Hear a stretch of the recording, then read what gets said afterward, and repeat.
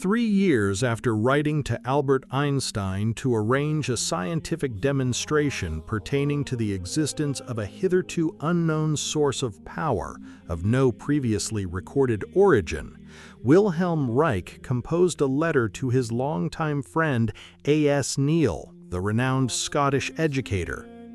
In this letter, he recounts the events that transpired during his extraordinary encounter with the most celebrated and acclaimed scientist in human history, a scientist whose name had become synonymous with the very pinnacle of human intelligence and intellectual courage, and who, when confronted with the evidence placed before him, chose silence over acknowledgement and withdrawal over truth. A choice whose consequences, Reich understood with absolute clarity, were not personal but cosmic in their implications for the future of humanity. In July 1940, I had discovered the light phenomenon, i.e. the orgone in the atmosphere. Several months later, I had constructed the accumulator. Soon after that, I found out that the temperature measured by a thermometer above the top of the accumulator was continuously higher than the temperature in the surrounding air and within the accumulator. I knew from physics that such a fact is unbelievable and of tremendous importance because all temperature differences equalize according to physical law. If they don't equalize, then there must be some source of energy which creates heat.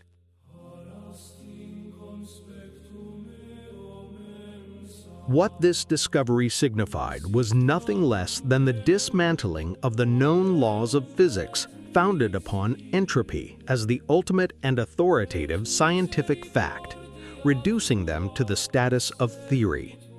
For the premise upon which that construct was built, when followed to its logical conclusion, leads invariably towards destruction and annihilation.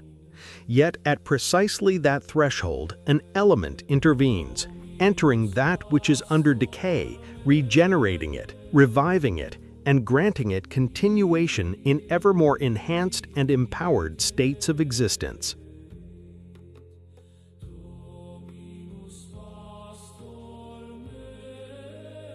This temperature difference was not only continuous, but it changed exactly with the weather.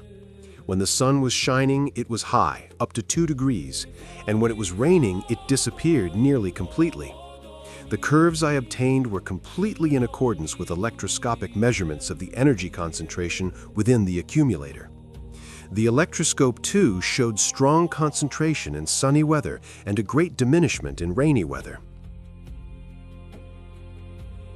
The details pertaining to the scientific methods by means of which repeated tests were performed under every conceivable scenario, systematically eliminating any possible source of heat that could have been a contributing factor to the temperature increase recorded above the Orgone accumulator, are documented extensively in the historical record.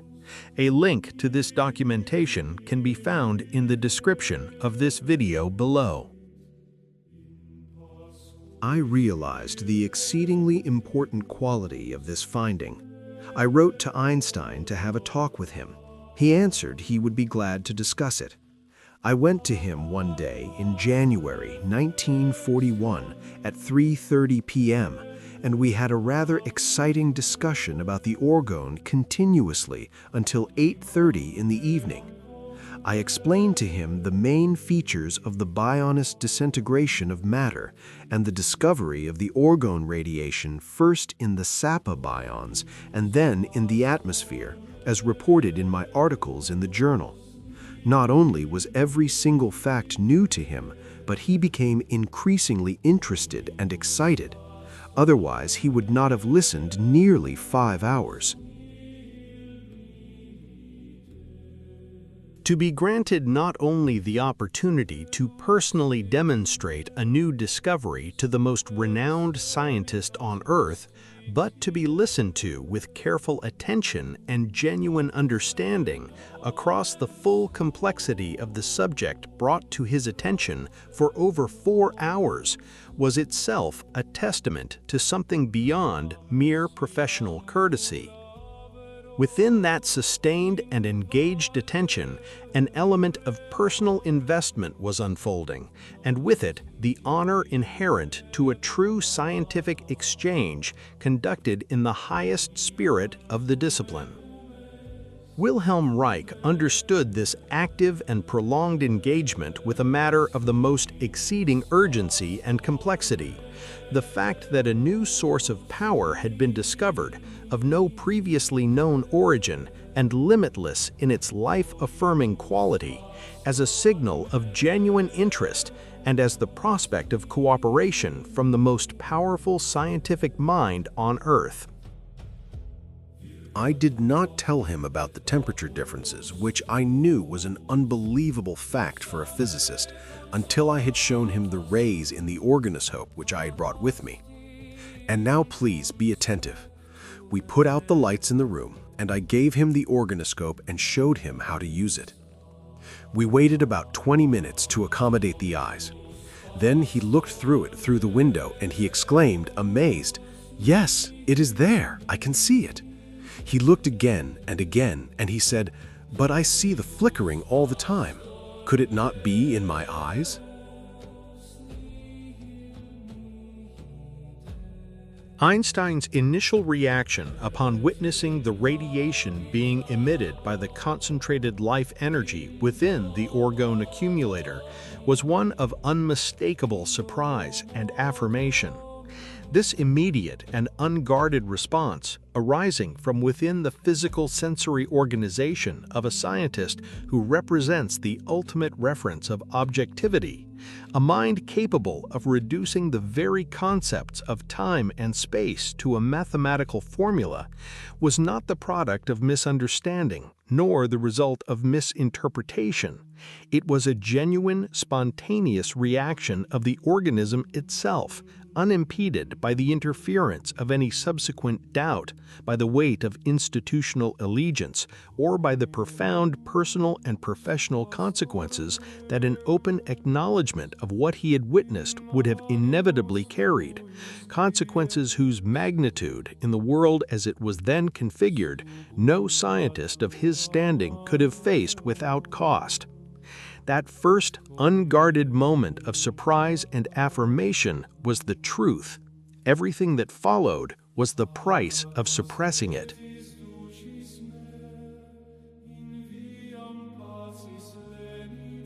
I was a bit astonished that he withdrew, because the organoscope shows the rays in a delineated gray circle distinguished from black surrounding, and his exclamation was quite genuine and true.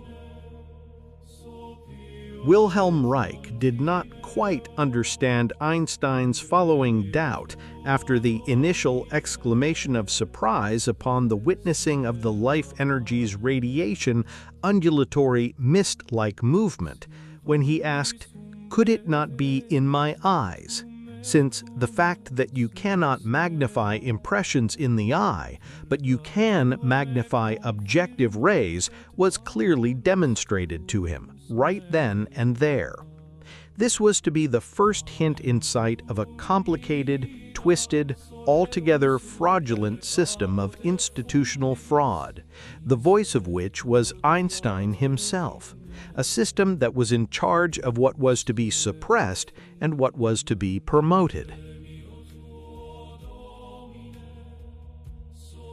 In my article about the discovery of the orgone, I had discussed at some length the question of the objectivity of the rays, which are in the eyes and outside of the eyes. The objective proof for the objectivity of the rays is, as I explained, the fact that you cannot magnify impressions in the eye, but you can magnify objective rays.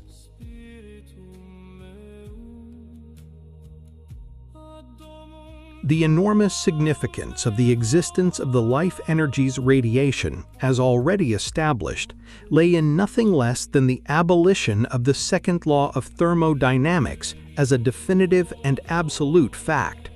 relegating it to the status of a theory that had only ever accounted for a partial stage of a scientific process that had not yet been carried to its full magnitude, nor to its logical completion, the conservation of energy. From whence did this source of power originate? Its existence was demonstrated in the objective results obtained through its measurable influence upon that which was exposed to it, and the character of that influence was proven beyond contestation to be of an unequivocally life-affirming quality. Before proceeding to demonstrate the temperature increase arising, once again, from no known or identifiable source, Wilhelm Reich first demonstrated the radiation visually to Albert Einstein in order to prepare him to confront its thermal dimension, and with it the full magnitude of its implications. For what those implications revealed turned Einstein's own theory of general relativity upon its foundations. It was demonstrated with objective and reproducible evidence that space is not empty. Space is alive.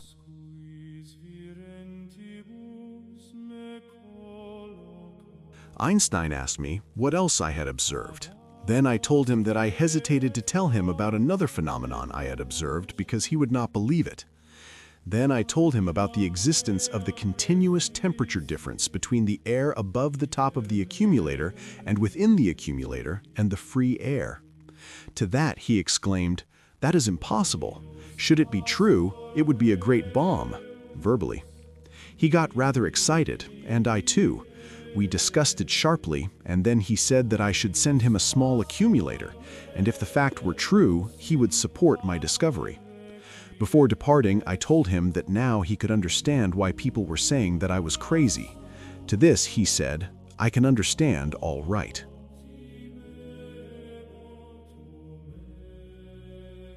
I had a small accumulator especially built for him and brought it over about 2 weeks later. We agreed to observe the fact of the temperature difference immediately. We put the accumulator up in his cellar, the accumulator being on a table and a control thermometer hanging about 3 or 4 feet away in the air.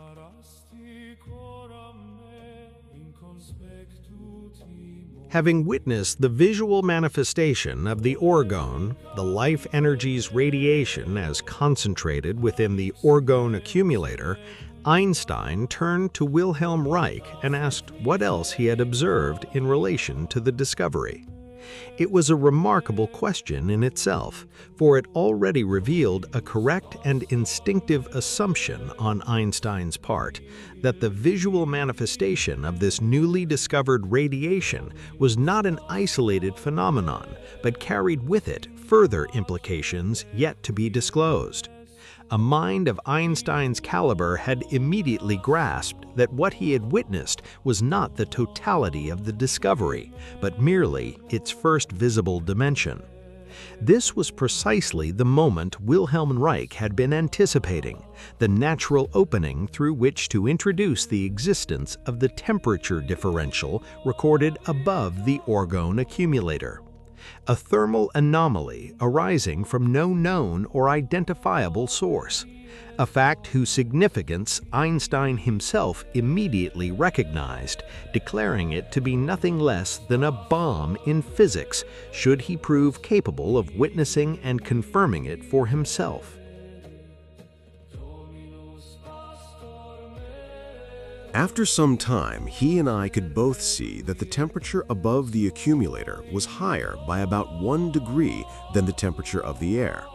We were both very glad.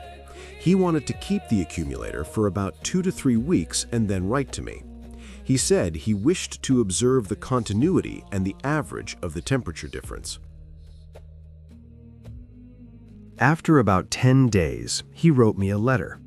The letter stated he had observed the existence of the fact of the temperature difference on the accumulator for several days. Please remember that he, as well as I, thought such a fact as being quite extraordinary, according to his words, a bomb in physics. So he had observed the fact and affirmed it, but now comes that what I have experienced with physicists and other natural scientists again and again. First, they deny the fact. When I demonstrate the fact, and they cannot deny it any longer, then they try to explain it away by some wild interpretation. That happened not with Einstein, but with his assistant.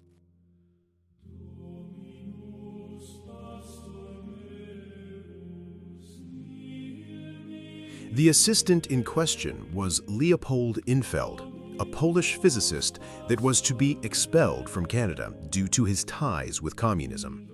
He was later to be a founder father for the Russian Institute for Nuclear Research.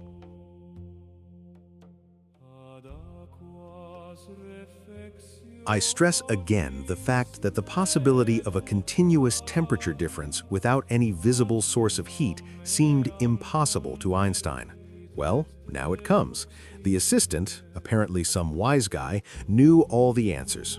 He told Einstein that in cellars there is a convection of heat from the ceiling to the tabletop, and that this must be the cause of the phenomenon, which could not be denied any longer.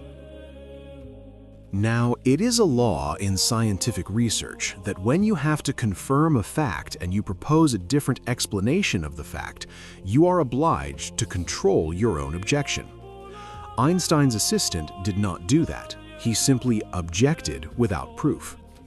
Einstein took the trouble, as he wrote in his letter, to take the accumulator apart, and he discovered that there was a temperature difference between above and under the table. This fact, mind you, had not been known to Einstein. It seemed to confirm the objection of the assistant, but there were only two ways of finding out whether the objection of the assistant was correct or not. Now I shall pause for a moment. The answer is in the next few lines. I want you to think by yourself what you would have done in order to find out whether the temperature rise on the accumulator was due to heat convected from the ceiling down or not.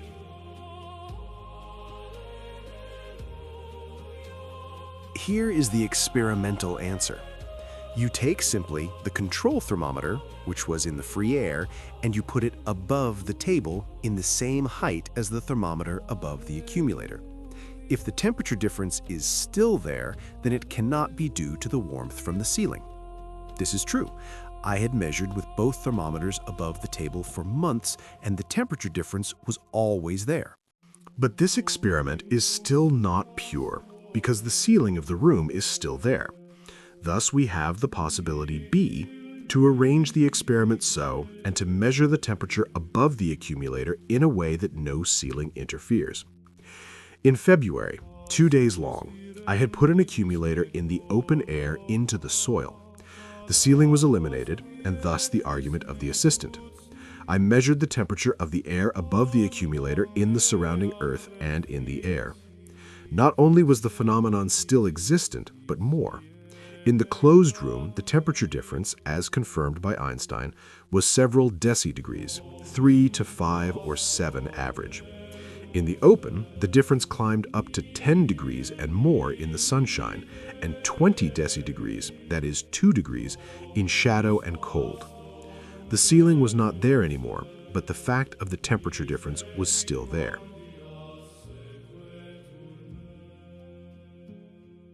So these physicists had not thought, after having confirmed the fact, to control their own objections, whereas I had eliminated the ceiling and still could demonstrate the fact for more than 2 years now.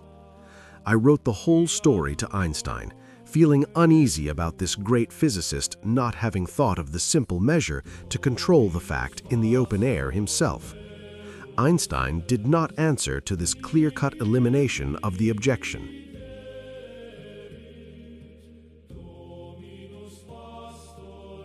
A 43-page scientific document was composed by Wilhelm Reich, detailing a series of meticulously conducted experiments through which a consistent increase in temperature, registered as a direct result of the orgone or life energy's radiation, was successfully and systematically demonstrated.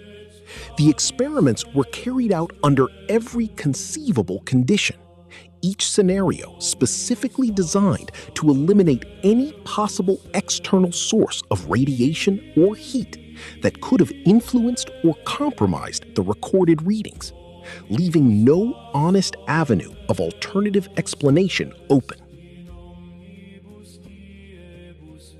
The whole procedure of Einstein was in the beginning correct, but when I had eliminated the objection, it was not understandable.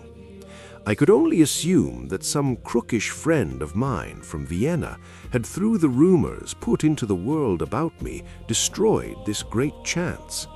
We all had the impression that Einstein wished to wait and not expose himself. He wished to wait and not expose himself. 7 words that contain, in their quiet precision, the entire tragedy of what was lost.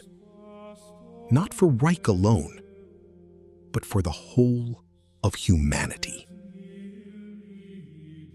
This experience shattered my confidence not only in practical knowledge, but into the ability of physicists to think, act, and behave correctly where bombs in physics are concerned. Einstein and I agreed that this one phenomenon, especially in connection with many others, could not only shatter a great many concepts of physics, but that, in addition, it would also lay open a great many black spots in astronomical and physical science to correct answers.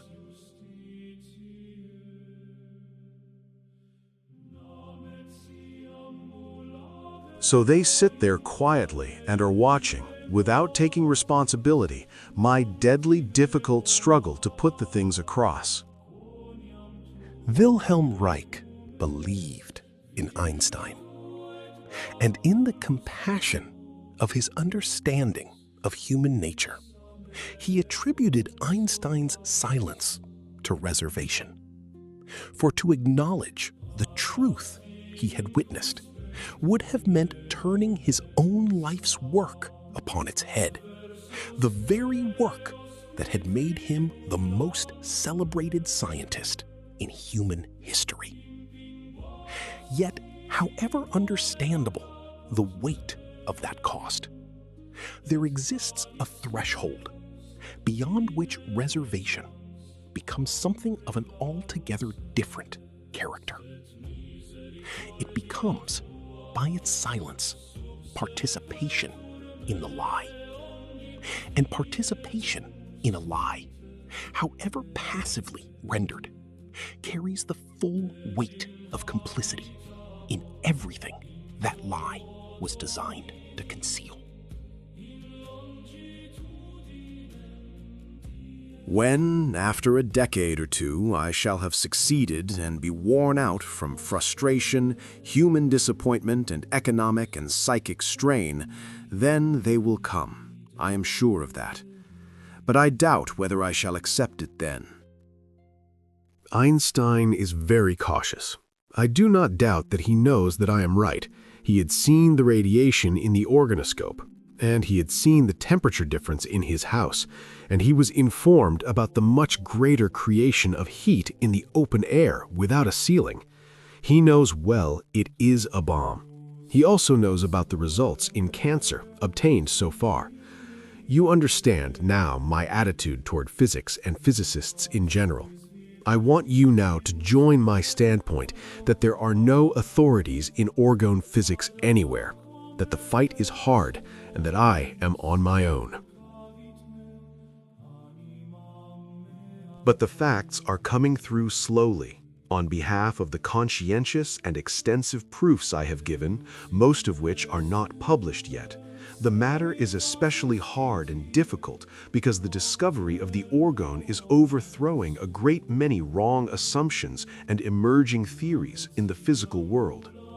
The 4.5 hours of this intensive discussion with Einstein made him make the remark in the end when I told him that I was originally a psychiatrist. What else are you doing? He had thought that I was originally a physicist. Well, that is the story. It would be very painful and regrettable if I had to publish it. The temperature difference, which meant a bomb to Einstein, has been observed now for nearly 4 years constantly and in all kinds of variations. It is a bomb because it explains the heat of the Earth, which was not understood until now, and it explains the immense quantities of the heat of the Sun, which had not been understood until now either. They become simple by the understanding of the fact that when the orgone particles, which are everywhere, are stopped in their motion, they create heat. The body temperature and body heat have not been understood either. They constitute one of the greatest riddles of biology, admitted by leading scientists. We don't have to consider the chatter utterances of the small lice in science who know everything by putting the label of a word, undefined and ununderstood, on every phenomenon, which means nothing. Signed, Wilhelm Reich.